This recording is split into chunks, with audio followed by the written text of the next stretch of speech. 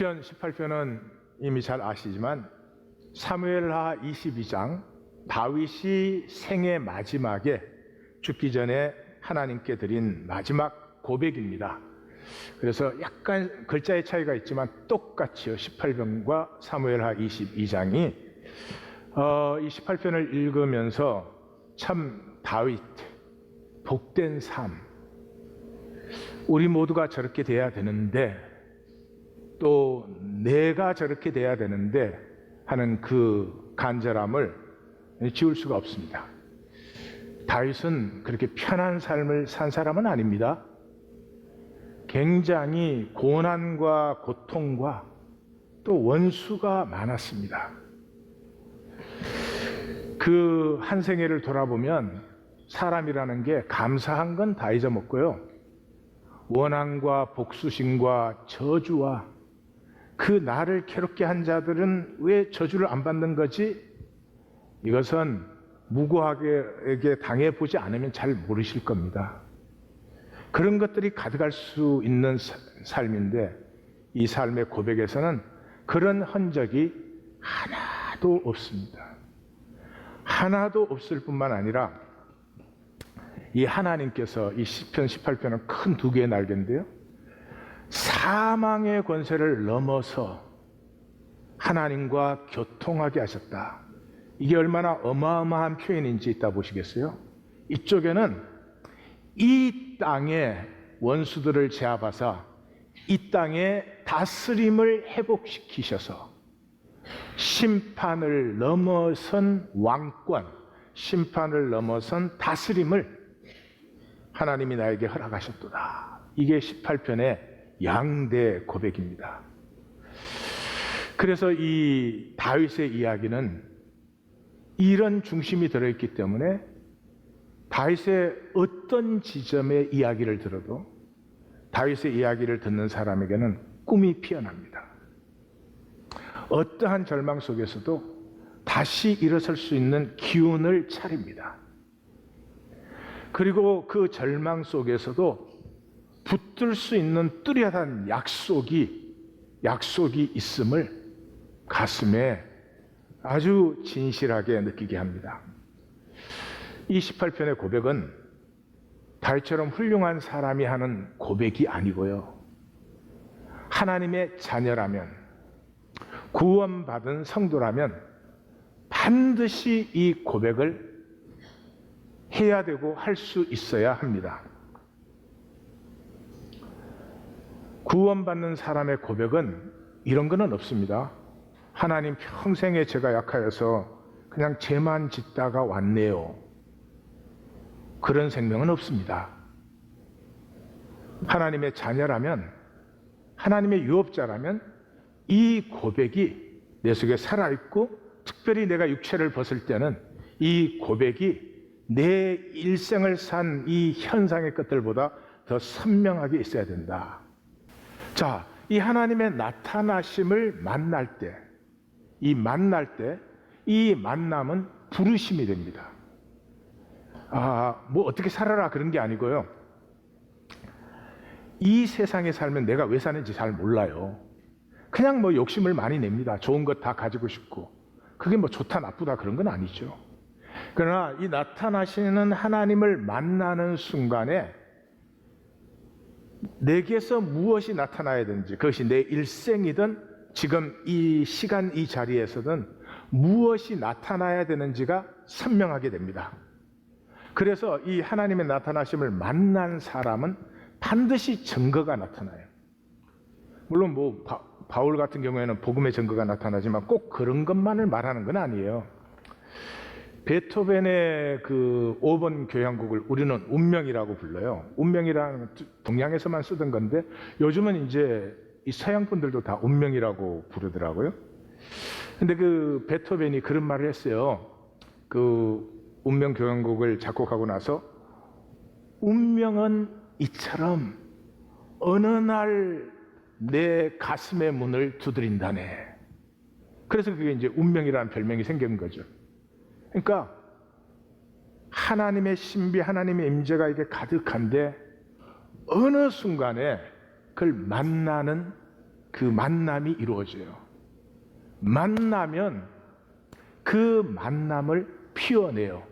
그것을 표현하고 싶고 전하고 싶고 나누고 싶고 뭐 이런 말이 아니고 하여튼 그것이 피어나요. 그래서 운면 교향곡이 생긴 거죠. 저는 그 렘브란트의 탕자의 귀환을 그 원화를 3번을 봤는데 하여튼 그것을 볼 때도 저게 뭐 그림 하나 잘 그려야 되겠다 그런 생각으로 저런 작품이 나올 수는 없어요. 그림이 아니고 그게 세계예요. 그 앞에 딱 서는 순간에 내가 쓰러져 버려요. 그 그림 세계 안에 내가 녹아 들어가 버리죠. 그러면 한동안은 생각이 없어집니다. 시간이 흐르고 난 다음에야 비로소 내가 무엇을 만났구나 피어나기 시작하죠. 다윗은 시편 18편에서 보면 자기의 삶에 그 하나님의 나타나심을 만난 그리고 그 만남의 모습이 영혼에 새겨져 있습니다. 이것이 다윗을 만드는 거죠.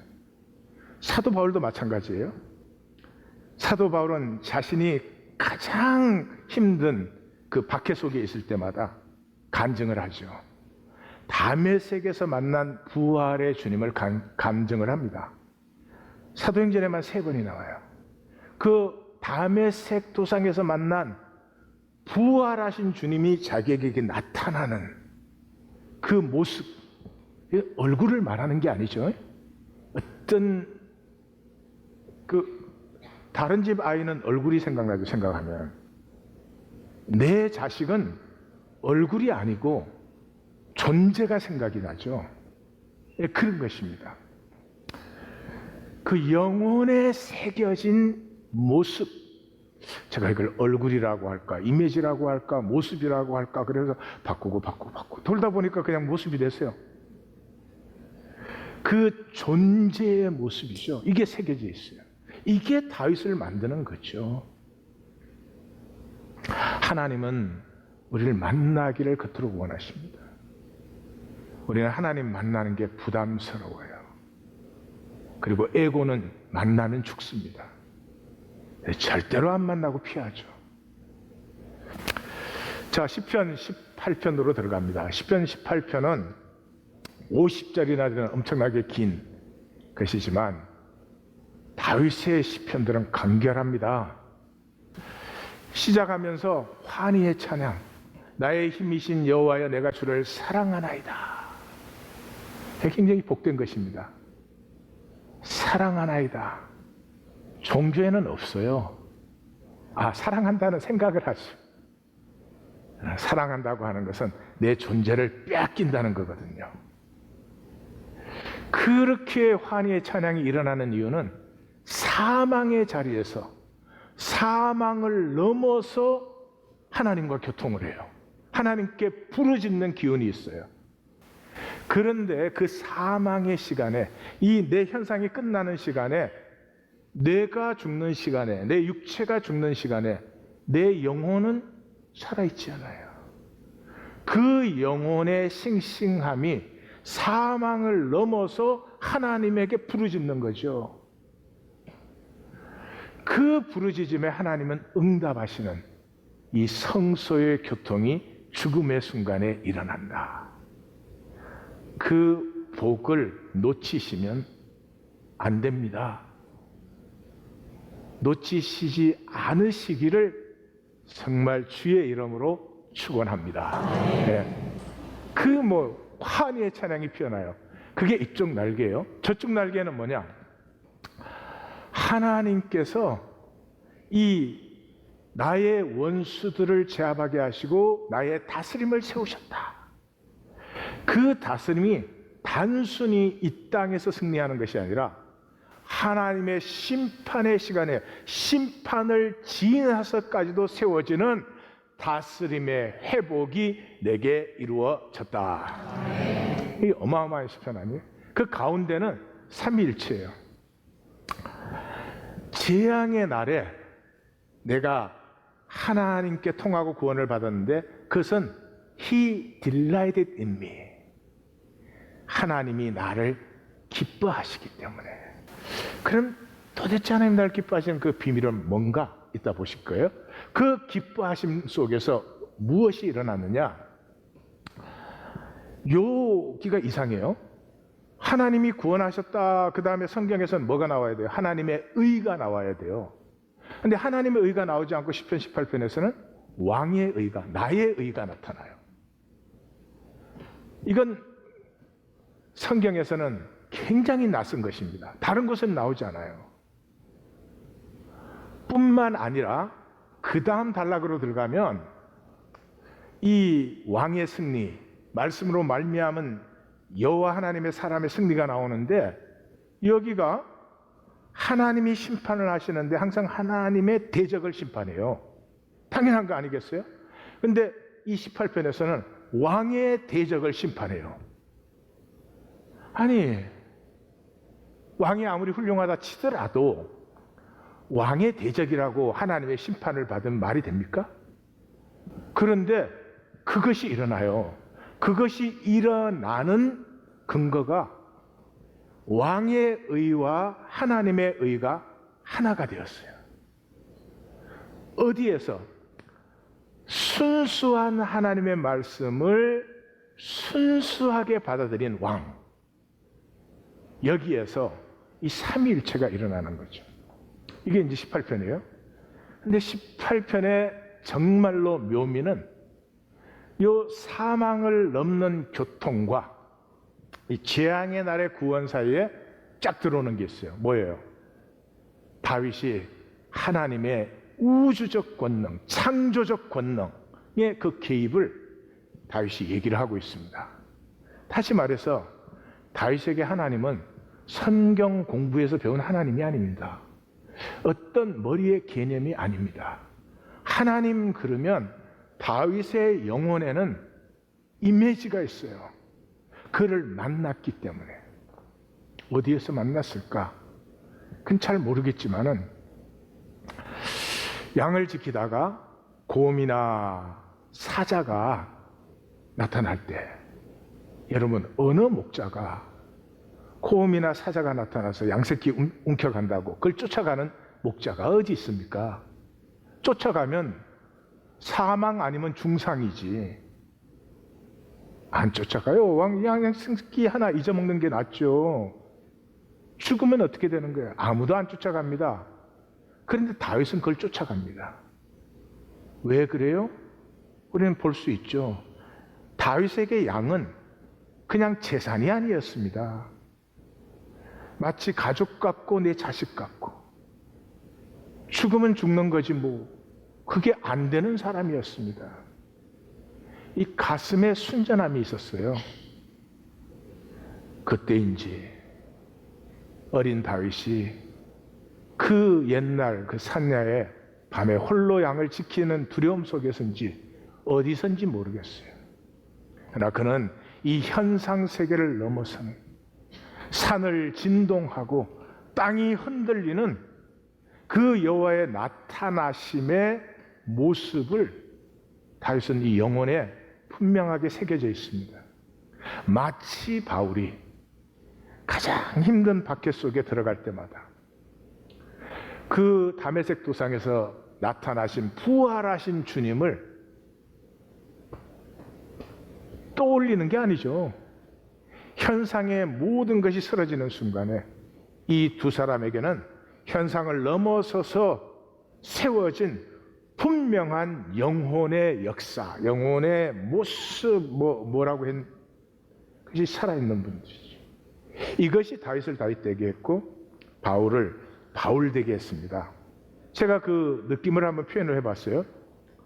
저는 18편을 이제 한 일주일 전부터 읽었죠. 그러다가 지난 주일 저녁에 이제 이걸 다시 읽으면서 독수리의 기상, 그게 뭐 제 가슴에 확 와 닿는 것이었죠. 한쪽 날개는 환희의 찬양과 사막 넘는 교통, 한쪽 날개는 이 땅에서 이 세상에서 나의 다스림을 세우시고 심판 지나서까지 확정되는 이 왕권, 이 두 날개, 그게 하나님의 구원, 하나님의 사랑, 그 중심은 어디에 있습니까? 말씀의 순수. 말씀은 욕심으로 못 받아요. 에고로 못 받습니다. 그 모든 것의 힘의 기반은 어디에 있습니까? 이 다윗의 영혼에 새겨진 여호와 하나님의 모습, 그래야 되겠죠? 하나님이 그냥 개념이 아닙니다. 하나님 그러면 가슴 가득히 뜨거워지는 무엇이 있습니다. 마치 우리가 자식을 위해서 기도하는데 그 자식이 아플 때 그 존재 전체가 내 영혼을 채우듯이 그런 것이죠. 그래서 이 영혼의 모습이 나를 채우면 내가 별로 중요하지 않아요. 내가 원하는 게 얼마나 되는가, 내가 뭐 이런 사람인가 저런 사람인가 별로 중요하지 않아요. 자유해져요. 그리고 나가 중요하던 내 삶에 너와 만유가 중요해져요. 그러면 뭐 좀 억울한 거, 힘든 거, 뭐 지금 이 문제 꼭 해결돼야 되는데 이런 거 그냥 스르르 쓰러지면서 하나님의 길이 열리기 시작해요. 이 시편 18편은 이것을 계속 경험해 나온 그 다윗의 고백이죠. 이 18편에서 세 가지, 50절이나 되니까 다 말할 수는 없고 세 가지 기억하실 게 있어요. 첫째, 시편 18편의 말씀은, 구약에서 말씀은 다발, 되게 그리고 하나님의 말씀이기 때문에 단수로 못 부릅니다. 다바림, 복수로 불러요. 그게 아니에요. 시편 18편의 말씀은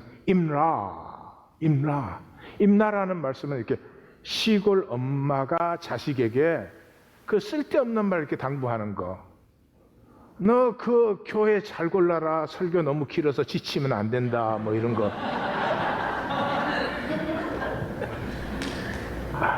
그런 말씀을 이렇게 임라라 그래요. 뭐 교훈했다, 약속했다 그런 뜻도 있지만 잠언 30편이 이제 제일 그 스피킹. 이 단어가 제일 많이 나오는 데는 시편이에요. 총 37번 나오는데 25번이 시편에서 나오니까. 그러니까 임라가 있어요. 이 영혼에 하나님의 모습이 새겨진 사람은 사람마다 다르겠죠? 임라가 있어요. 그냥 성경에 기록된 말씀, 어떤 원리가 아니고요. 나에게 들려지는 말씀이 있어요. 그래서 그 말씀이 가슴에 울릴 때 그렇게도 대단한 것 같은 현상이 힘을 잃고 영혼이 맑아지고 힘을 얻고 당당해지기 시작하죠. 두 번째는 의지라는 단어예요. 아까 이 총전환이 어디서 일어나느냐 그러면 19절에서 일어나요. 20절부터는 왕의 의가 나오거든요. 왕의 의가 나와서는 안 되지. 하나님의 의가 나와야 되죠. 그 다음에 왕의 승리가 나오는데 이 왕의 승리가 나올 때 하나님의 대적이 심판을 받는 거죠. 어떻게 왕의 대적이 심판을 받아요? 이 기이한 일이 일어나는 열쇠가 18절에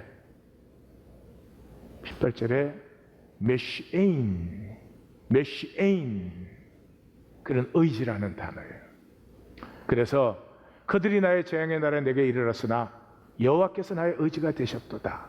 제가 번역을 했으면 나는 여호와를 의지했도다 이렇게 했을 거예요. 의지. 애들이 참 예뻐요. 제일 예쁠 때가 언제인 줄 아세요?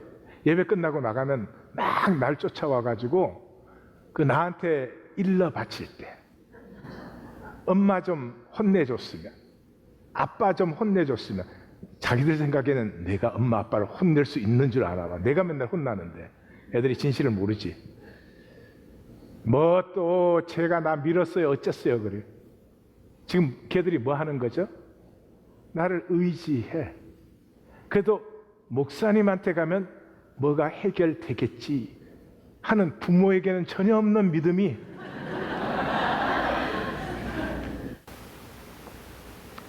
여호와께서 나를 기뻐하셨도다. He delighted in me. For what? 헌신해서? 열심히 해서? 그런 건 좋지만 기쁨은 아니에요. 인격은 한 인격이 나를 의지할 때 사랑스럽고 책임감을 느끼고 내 목숨을 내어주어도 지켜주고 싶고 그런 것이 생기는 거죠. 이 단어는 구약 전체에 5번밖에 안 쓰였어요. 그 시편 18편에 쓰였잖아요. 그러면 사무엘하 22장이 똑같으니까 그게 또 한 번 쓰였죠. 그럼 3번 남았잖아요. 이 3번 남은 게 어디에 써졌어요? 이사야서 3장 1절에 3번 나와요. 어떻게 나와요? 유다의 멸망을 예언하는데 너네는 딴 것을 의지했다는 거지. 딴 것을 의지했다는 거지. 하나님을 의지해야 될 백성이 돈 의지하고 군대 의지하고 식량 의지하고 저수지에 물 받아놨다고 그걸 자랑으로 생각했어요. 쓰지 못합니다. 쓰지 못합니다. 현상 세계 속에 도움이 되지만 그것이 우리를 영원하게 세우지는 못하는 것이죠. 3번째는 가난한 자와 교만한 자입니다. 우리는 번역이 어색하니까 공고한 자 그랬지만 원어는 여전히 언이 가난한 자입니다. 교만한 자라는 단어는 room I am 그런 뜻이에요. 눈이 IN은 눈이에요. 영어의 I랑 똑같죠? room은 높다는 거예요. 그래서 높은 눈이에요. 가난한 자는 성경에서 지금 시편에서 우리는 계속 반복되고 있죠. 시편에서는 하나님이 가난한 자를 구원하시고 교만한 자를 치신다고 되어 있죠. 우리는 자꾸 구원을 이렇게 생각합니다. 예수 믿고 교회 다니면 구원받고 교회 안 다니면 구원 못 받는다. 그건 성경에는 없어요. 아니 뭐라고 만들어도 좋고 어떻게 해도 좋은데 성경에는 없습니다. 그걸로 기독교 만들었겠죠. 구원의 수준을 확 낮추어서 아무나 그냥 테이크할 수 있도록. 이 시편 18편의 고백을 어떻게 하라고? 구원은 사망의 그 권세가 음습할 때 그게 기가 죽지 않습니다. 내 영혼이 여호와께 부르짖습니다. 이 땅에서 지칠이 고생하다 가는 게 아닙니다. 하나님이 다스림의 존재로 창조하셨기 때문에 내 어려움과 한난과 모든 것을 통해서 하나님의 다스림의 권세가 심판까지도 지나서 확정되는 것입니다. 그것이 성경의 구원입니다. 그 외에 어떤 것도 타협된 것입니다.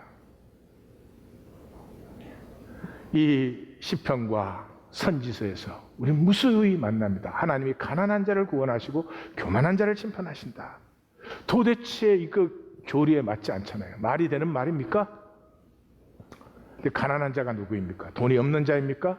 돈이 없어도 가난하죠. 그러나 그보다 더 중요한 것은 가난하고 아픈 자리로 마음이 흐르는 자. 그래서 가난하고 아픈 자리가 항상 나와 아이덴티파이 된 나오미가 너무나 가난하고 힘들어졌을 때 룻의 가슴이 시어머니에게로 흘러서 시어머니의 아픔과 하나가 되었을 때 이 룻은 약속이 없는 여인이었는데 하나님의 모든 약속을 누리는 in fact 이스라엘에서 룻보다 더 하나님의 약속을 풍성하고 온전하게 누린 여인은 없습니다. 다시 말해서 가슴의 모습입니다. 교만한 자는 누가 교만한 자예요? 세상 것으로 잘난 줄 아는 자. 그게 돈 있다든지 학력이 많다든지 성공했다든지 I don't know. 그런 거 갖고 잘난 줄 아는 그게 교만이에요. 영적인 사람은요 없고 아프고 못난 사람 못난다는 말이 사람에게 쓸 수 있는 말인지 모르겠는데 못난 사람을 보면 부담이 됩니다. 함께 해주고 싶고 도와주고 싶고 힘이 되어주고 싶지. 어떻게 그걸 보고 멸시를 해요? 그건 이미 인간, 하나님의 형상됨이 굳어버린 거죠. 예. 자, 이제 정리를 좀 하십시다.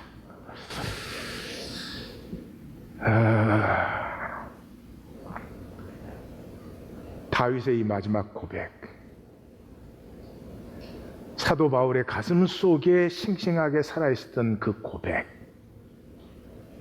이것이 그리스도인을 만들고 이것이 그리스도인의 삶을 살게 하는 것인데, 하나님은 우리 모두를 부르고 있고 우리의 삶의 모든 자리에서 나타나고 계시는데 왜 우리는 못 만나는가? 왜 우리는 만나지 않는가? 간단하죠. 우리는 중간지대에 있으니까. 하나님 만나는 것은 사실 부담스러운 일이죠. 우리에게는. 에고는 하나님 만나면 죽잖아요. 그러니까 절대 안 만나려고 합니다. 그래서 우리는 그저 하나님을 잘 아는 것도 아니지만 잘 모르는 것도 아닌 그런 중간지대에 있는 것이 종교의 모습이죠. 근데 거기에 속으면 안 된다 하는 얘기를 정리를 하겠습니다. 성경의 구원은 강력한 이분법입니다. 예수님은 이걸 많이 강조하셨죠. 반드시 나뉜다. 그냥 이렇게 사나 저렇게 사나 똑같지 않다. 그럴 수 없죠. 그러면 생명의 가치가 파괴돼 버린 거죠. 어떻게 살든지 똑같다 그러면. 강력한 이분법이에요. 그런데 역설적으로 강력한 이분법이 나타나는 이유는 이론론 때문이에요. 이론론. 다시 말해서 다원주의가 되면은 이분법이 없어요. 이래도 되는 거고 저래도 되는 거고 이걸 믿어도 구원받고 저걸 믿어도 구원받고 착하게 살면 되는 거고 이렇게 되는 거죠. 이 이론론적 뿌리 때문에 강력한 이분법이 생긴다는 것은 진실의 특징이에요. 진실은 그렇잖아요. 진실이든 거짓이든 둘 중에 하나지. 거진실. 우리 하나님교회 새로운 피조물 그런 거 없잖아요. 예? 그래서 사랑의 특징이 뭐예요? 사랑하든지 안 하든지 사랑을 느끼하게 하는 건 안 하는 것보다 더 못하죠. 그죠? 생명의 특징이 살았든지 죽었든지죠.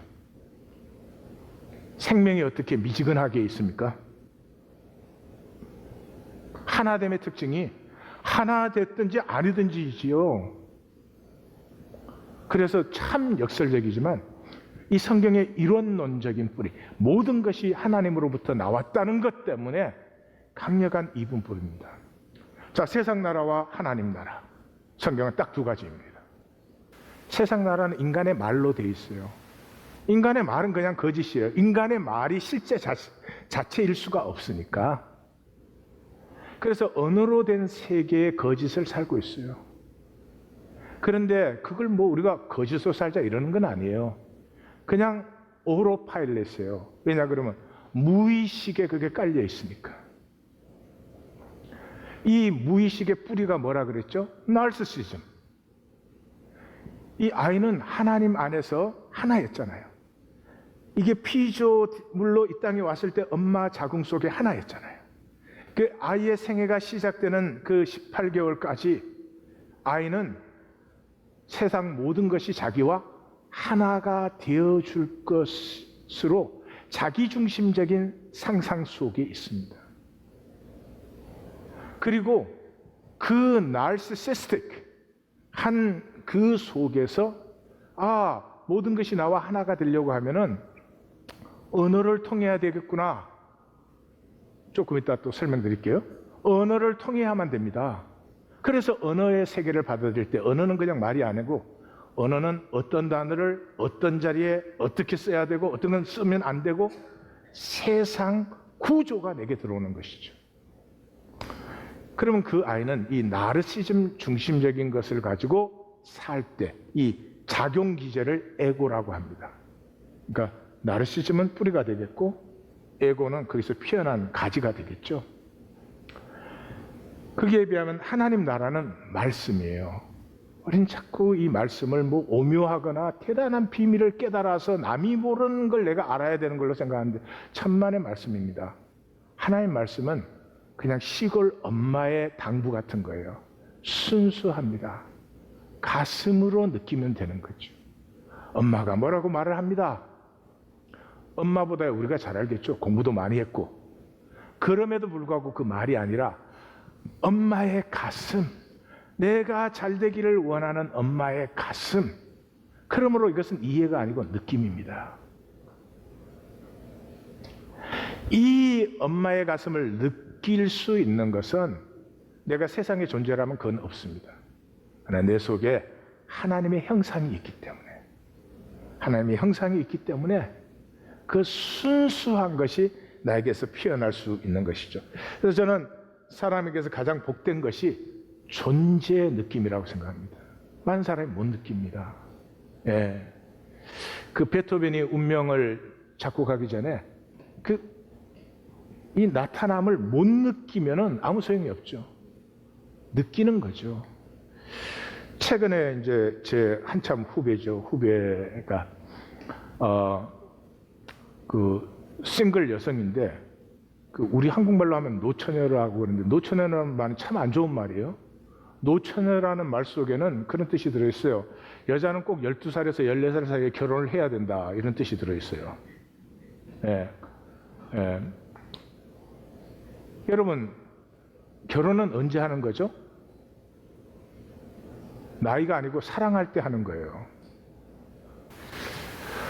하여튼 근데 자기하고 학교 같이 다닌 그 남성이 연락이 오고 만나자 그러고 이제 좀 좋아하고 그러나 봐요. 그래서 나 어떻게 하니? 누구한테 물어야 될지 모르는 거지 이거 완전히. 나 어떻게 하니? 그래서 제가 솔직하게 낸들 아냐.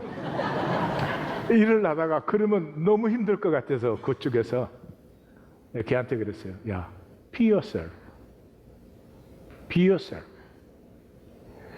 You be yourself and he likes you. That's a blessing. And you be yourself, he doesn't like you. That's even better blessing.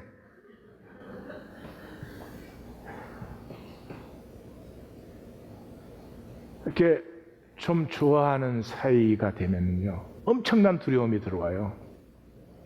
내가 저 사람을 만족시킬 수 있을까? 남자는 나는 저 여자에게 슈퍼맨이 과연 될 수 있는가? 참고로 슈퍼맨은 만화에 나옵니다. 성경에 안 나와요. 여러분 두려움이 오면 어떻게 돼요? 못 느껴요. 존재를 못 느껴요. 존재를 못 느끼면 이게 사랑인지 아닌지 뭔지 망통인지 아무것도 모르죠. 존재를 느끼기 시작하면서부터 생각할 것은 생각하고 느낄 것은 느낄 수가 있어져요. 제가 오늘 친교실을 보니까 100세가 드디어 되었는데 인생에 필요한 건 딱 그거밖에 없어요. 생각할 것은 생각할 수 있고 느낄 것은 느낄 수 있으면 삶은 풍성하게 살아갈 수 있어요. 그게 안 되면 온갖 불안, 근심 이게 막 들어오는데요. 그냥 오는 게 아니에요. 꼭 죽을 것 같아요. 죽을 것 같아요. 그래가지고 한 번도 제대로 된 선택, 한 번도 가치 있는 것을 선택하고 살아보는 경험을 하지 못한 채 인생은 일장춘몽이야 뭐 이런 소리를 하게 돼요. 자, 그래서 구원에는 생명의 구원과 종교적 구원이 있습니다. 생명의 구원은 이 18편에서 만나는 것처럼 사망을 넘어서서 사망의 권세에 사로잡히는 게 아니라 사망을 넘어서서 하나님께 부르짖고 하나님 반드시 응답하십니다. 부르짖으면. 그런데 그렇게 부르짖을 수 있는 능력은요 뭐 성경을 잘 알아서 그렇게 되는 것이 아니고요 내 영혼에 새겨진 하나님의 모습이 있을 때 내가 썩을 때 몸도 마음도 다 약해지고 사라져 버립니다. 생각이 어디 있어요? 그것이 다 사라지는 그 순간에 더욱더 선명하고 싱싱해지는 나를 만나신 내 영혼에 새겨진 하나님의 모습이 선명하시기를 주의 이름으로 축원합니다. 교회 다니시고 설교 듣고 성경 공부하고 그걸로 못 버티십니다. 못 버티십니다. 그러니까 스스로 구하고 찾으셔야 됩니다. 이 마귀가 그 두려움에 사로잡혀서 그 나와 항상 함께 하시는 하나님을 못 만나게 하는 기제가 이 사망 기제 아니에요. 이 사망은 굉장히 두렵습니다. 이 아이가 하나님 안에서 하나였잖아요. 엄마 뱃속에서 하나였잖아요. 그리고 세상 속으로 들어가면서 하나 되기를 원했잖아요. 그러니까 가장 두려운 것이 단절이죠. 사망이죠. 그래서 뭐 조금만 어려워도 우리는 죽을 것 같이 느껴져요. 제가 그 프린스턴 처음에 들어가서 저는 뭐 신학이라는 걸 정말 싫어했어요. 저는 처음부터 알았어요. 이 종교 영역은 돈을 많이 못 번다는 걸. 그래서 프린스턴 입학을 했는데, 입학해서 오리엔테이션에서 옆에 친구랑 인사를 했는데요. 아니, 헬라 코스에 들어갔더니 걔가 조교야. 프린스턴 그런 애들이 수두룩해요. 이게 뭐 집에서 옛날부터 해가지고 라틴어, 헬라어, 이 히브리어는 보통 그냥이고 뭐 처음으로 들어온 애인데 무슨 뭐 이상한 캅티거, 아카디아어, 난 처음에 말만 들어도 있어. 그런 것까지 다 공부하고 온 애들이 있어요. 그래서 걔가 조교야. 이게 빼야 합니까? 이게 안 빼야 하지. 나는 지금 신학이 도대체 뭔가 그러는 입장인데. 근데 이제 첫 학기에 헬라어를 공부를 했는데, 아니 저 미텀까지 다 A 받고 잘했어요. 근데 파이널을 보는데 파이널이 데살로니가 전서예요. 세상에 그 고대 언어를 한 학기 배워가지고 데살로니가 전서 어디가 나오든지 그것을 해석하고, 해석 전에 뭐예요? 번역하고 해석하고 그래야 되는 거예요. 근데 뭐 죽으라고 준비를 해도 한 학기 공부한 걸로 데살로니가 전서 전체를 알 수가 없어. 내가 배운 단어는 뭐 불과 몇 개인데 그게 내 모르는 단어들도 많고, 그 컨주게이션이라 그래. 어미가 변하고 뭐 접두사가 붙고 이러는 컨주게이션 내가 모르는 것도 많고.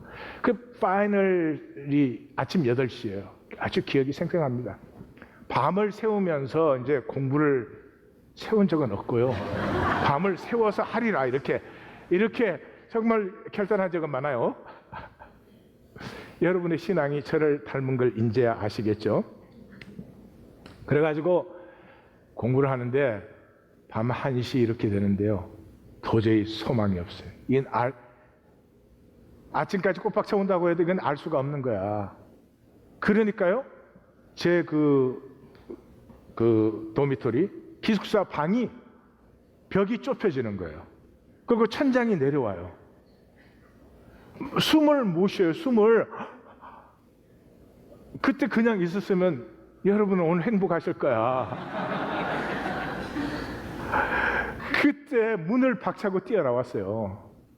예. 그러고 나와서 차를 타고 집으로 왔어요. 포기한 거지. 성도님들 영원히 행복하게 해드릴 수 있었던 그 하나님의 시간인데, 집에 왔더니 비로소 잠이 오더라고요. 비로소 파이널 때니까 맨날 며칠을 시달렸으니까. 이 잠을 잤는데 포기한 거죠. 잠을 잤는데 아침 8시가 시험인데 5시쯤 되니까 깼어요. 깼는데 잠이 다시 올 것 같지는 않고, 포기해도 낙제, 봐서 못 봐도 낙제니까 가서 시험을 보자. 그렇게 해서 이제 8시까지 도착해서 시험을 봤어요. A+. 예. 막 그 교수님이 공부를 시키려고 데살로니가 전서 전체를 다 알아야 된다 그래서 난 정말 다 알아야 된 줄 알았더니 시험은 그냥 우리 배운 데서 났더라고. 제가 좀 이런 데가 있어요. 나중에 알고 보니까 그렇게 공부한 애는 나밖에 없어. 전부 그 노트만 갖고 공부를 했지. 어쨌든 그거 뭐 낙제하면 뭐 어떻고 뭐 패스하면 뭐 어떻고 뭐가 그렇게 일생에 큰 차이가 납니까 돌아보면? 근데 그땐 죽을 것 같더라고요. 이게 마귀예요. 아무것도 아닌데 죽을 것 같아요. 그 지날 때는. 속지 마십시오.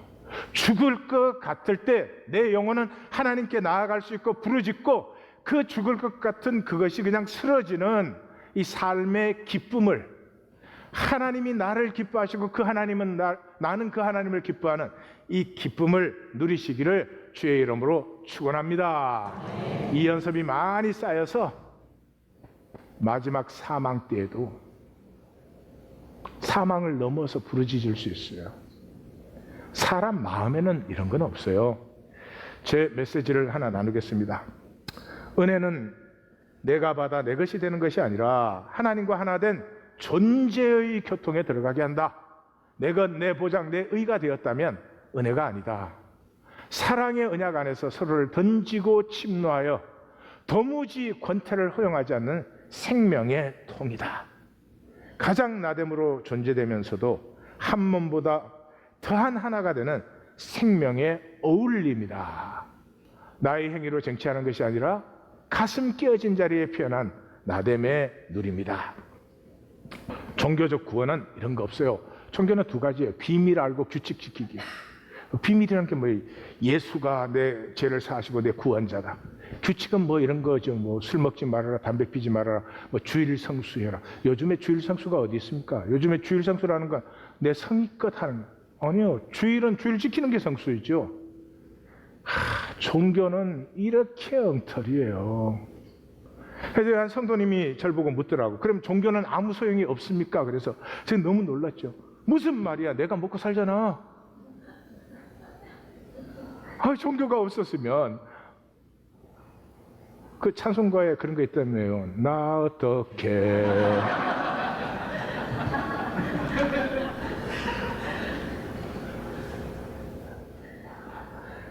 말씀을 전해보려고 별짓을 다 합니다. 종교는 그러시죠. 계시와 구원을 인도하는 길이 종교에 담겨 있죠. 그럼 먹는 건 아니잖아요. 음식을 먹는 거지. 배를 타고 섬에 도착하잖아요. 그러면 배에서 내려야 섬에 들어가지. 종교는 배지요. 근데 종교를 붙들어지고 있으면 어떻게 해요? 나 이렇게 훌륭한 종교인이다. 난 종교 이렇게 열심히 한다. 나는 아유, 섬에 들어간 거 아니거든요. 그럼 분명히 아셔야 되겠죠. 종교는 무엇보다도 인간 기제죠. 그래서 그릇이에요. 인간 기제예요. 하나님은 생명이시지 종교 만드신 건 아니라는 걸 분명히 아셔야 됩니다. 자, 그러면 지난주에 왜 우리는 거짓 언어 세계 속에 살고 있는지 정리를 합시다. 이 세상은 언어로 되어져 있잖아요. 그러니까 실제는 없어요. 전부가 언어로 대체되어져 있어요. 그러니까 종교의 거듭남은 언어의 거듭남이에요. 내가 거듭남 받았다, 거듭남 확신이 있다. 좋아요. 실제는 아니라는 거죠. 실제는 거듭남이 뭐예요? 에고로 살던 내가 참자로 살아야 거듭난 거지. 이 에고가 거듭남에 대해서 알고 있어. 거듭남이 어떻다. 아니, 그걸 강의를 하고 댕겨도 그건 거듭남은 아니에요. 거듭났으면 에고로 살던 내가, 거짓자로 살던 내가 참자로 살기 시작한 것이죠. 그런데도 왜 종교 안에서 우리는 쏟고 있나? 언어의 세계를 실제인 줄 아니까. 자, 언어의 세계가 왜 무의식이 되는지는 지난주 말씀을 들으십시오. 제가 다시 설명할 시간이 없으니까. 아이가 세상 속으로 들어올 때 언어를 통해서 들어오죠. 그 언어는 세상에 단순한 말이 아니고 구조와 철학과 이런 게 다 들어있어요. 이 아이는 그래서 언어가 실제인 줄 알아요. 언어가 실제인 줄 알아요. 근데 언어는 실제가 아니고 실제를 표현하는 기호에 불과한 거죠. 가나다라 사인에 불과한 거죠. 그러므로 결코 실제가 아니에요. 그래서 이 무의식을 따라 그냥 살아버리면, 오로파일렛으로 살아버리면 다 살고 나서 꼭 이래요. 인생은 일장춘몽이다. 무슨 일장춘몽은 인간 역사에는 우주를 담을 수 있어요. 인간의 일생에는 교회 생활이나 하는데 낭비되면 안 돼요. 먹고 사는데 낭비되면 안 돼요. 우리는 하나님의 심장을, 하나님의 꿈을, 하나님의 나라를 담을 수 있는 존재로 되었어요. 근데 그 무의식에 떠내려가고 나서 인생은 꿈이야, 살같이 지나가. 아닙니다. 절대로 속지 마십시오. 에고의 속음에 절대로 속지 마십시오. 에고는 허무한 욕망을 계속 추구하게 해요. 욕망이 뭔지 정리해봅니다. 인간에겐 욕구가 있어요. 욕구는 자연스러운 거예요. 근데 이 욕구는 완전해요. 엄마가 나를 완전히 사랑해 줬으면 좋겠어. 엄마와 나는 완전히 하나였으면 좋겠어. 내가 배고플 때는 엄마도 내 배고픔을 느끼면 좋겠어. 그런데 그 욕구를 채우는 길은 이 인간 세계로 들어오면 언어로밖에 안 되죠. 언어로 표현해야 돼. 엄마, 젖줘, 맘마, 뭐가 됐든지. 그런데 그 언어를 통해서 표현되는 것도 제한적. 그 언어를 받아들이는 엄마의 이해도 제한적. 그걸로 충족시켜주는 충족도 제한적. 그러므로 이 완전한 욕구에 모래할 만큼 충족이 돼요. 나머지가 뭐예요? 욕망이에요. 나머지가 욕망이에요. 그러므로 이 욕망은 불가능합니다. 절대로 채워지지 않습니다. 이 인간의 길로, 언어의 길로, 세상에서 출세 성공해서 절대로 채워지지 않습니다. 그걸 모르고 평생의 명예를 지고 살아요. 이 언어 프로그램 속에 들어왔어요. 언어를 누가 만들었어요? 힘이 있는 자가. 힘 없는 사람은 언어를 못 만들어요. 힘 있는 사람이 언어를 만들어요. 제 초등학교 들어갔을 때는 맨날 그거에서 우리는 민족 중흥의 역사적 사명을 띠고 태어났다. 나는 뭐 그때 그런 단어도 모를 때예요. 그래서 민족 중흥이라는 게 뭐 어디 가면 사탕이라도 하나 주는 건가?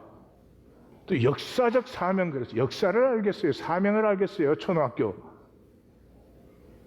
그걸 똘똘똘 외우고 댕겼어요. 왜요? 힘 있는 사람이 정했으니까. 미셸 푸코는 그랬어요. Knowledge is a result of power struggle.